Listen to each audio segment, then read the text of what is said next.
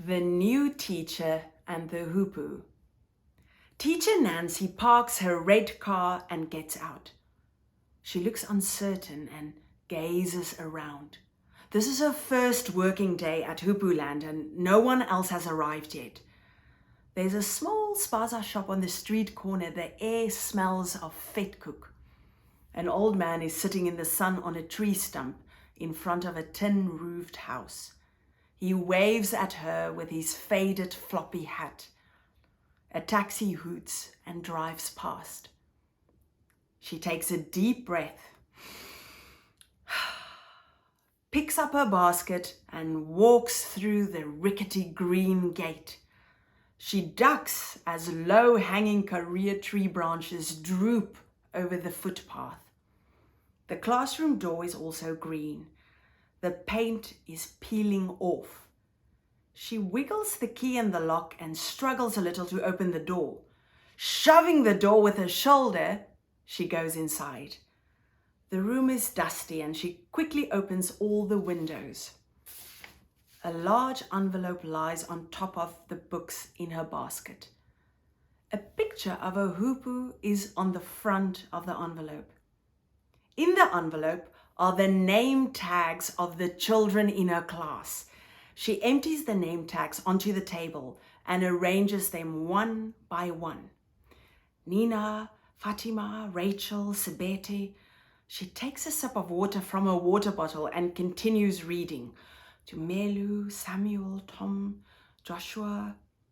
As she wonders aloud, oh, will I ever remember all their names and faces?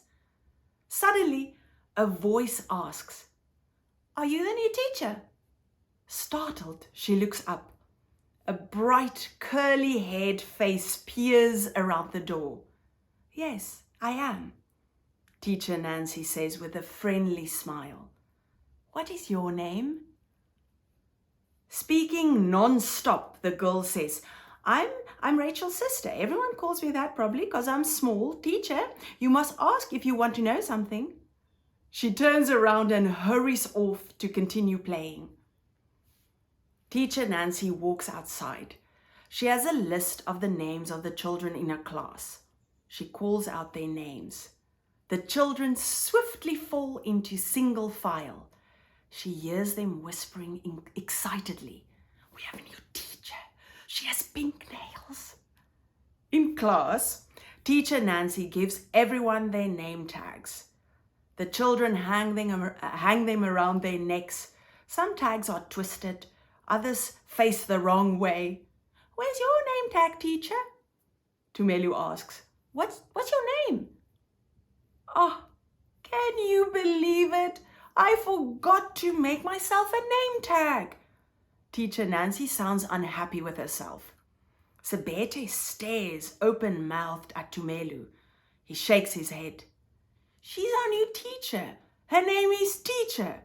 A teacher's name is Teacher." Teacher Nancy smiles. "You may call me Teacher Nancy." She walks to the front of the class. "We will start with exercises." Samuel ruffles his brown hair. "Why, teacher?" "Exercise helps us to get rid of the jiggles." What are jiggles?" Rachel wants to know. "Jiggles make our thoughts all wobbly-bobbly.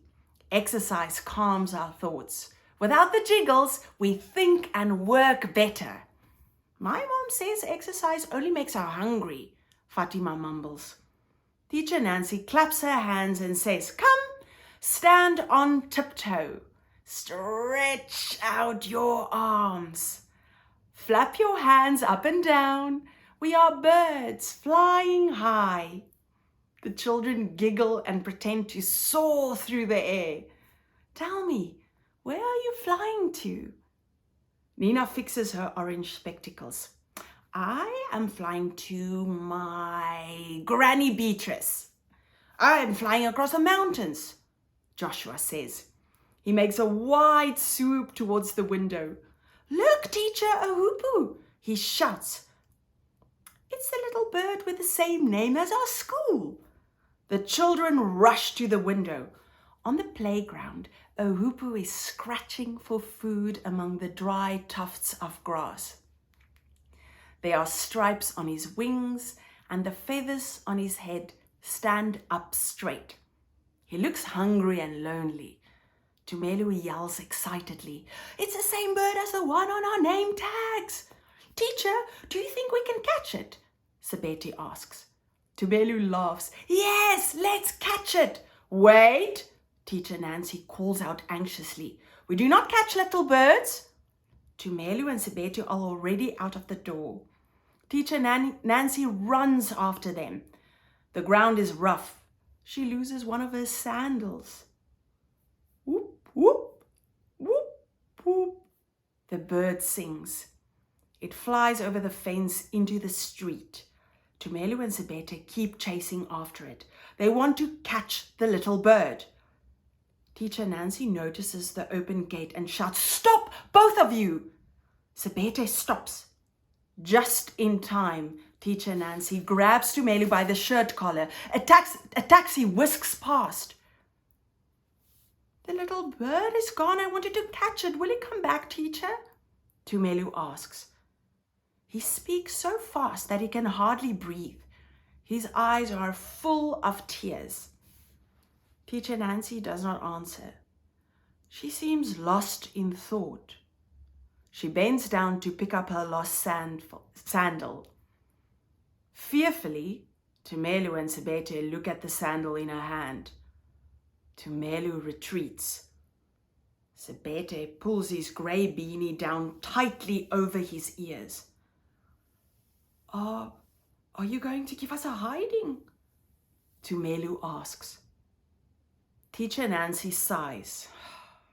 "No, Tumelu. Frightened little birds fly away." Now she seems even deeper in thought. Tumelu frowns. Slowly he replies, "Our other teacher went away. Maybe she got frightened," Sebete guesses. Teacher Nancy dusts off her barefoot and puts on her sandal. "Come, let us go back to class," she says in her teacher's voice. Tumelu whispers to Sebete, "When she sounds like that, we better listen." Teacher Nancy puts her hands on their shoulders. They walk back together. The children sit in a circle. They hold hands. Teacher Nancy says holding hands shows that they care about each other. "I'm going to tell you about Hoopoo," Teacher Nancy says. "The hoopoo is a loner." Nina shakes her head firmly. "The hoopoo has 2 feet, she says. You are right, Nina. The hoopoo does have 2 feet. However, when looking for food, the hoopoo hunts alone. You will see only one hoopoo looking for food among the tufts of grass." "Doesn't a hoopoo have friends?" Tom asks. "Just like humans, hoopoos also want friends," Teacher Nancy replies. The children listen quietly as she continues. "Hoopoos sing when they feel lonely." Gently, she starts singing. "Hoop, hoop, I want a friend. I want a friend. Hoop, hoop, I want to be your friend. I want to be your friend. Hoop, hoop, I care about you. I care about you, hoop, hoop. I want to help you. I want to help you." "Teacher Nancy, I heard the hoopoo," Sebete says. Tumelu fidgets restlessly. "Will the hoopoo come back, Teacher Nancy?" "I believe so, Tumelu. The hoopoo is visiting us. We are all friends in Hoopoe Land." Teacher Nancy's eyes smile. "We care about one another and we help each other. Zebete flaps his arms like the wings of a bird, up and down, up and down. Teacher Nancy will never fly away. Teacher Nancy will never fly away.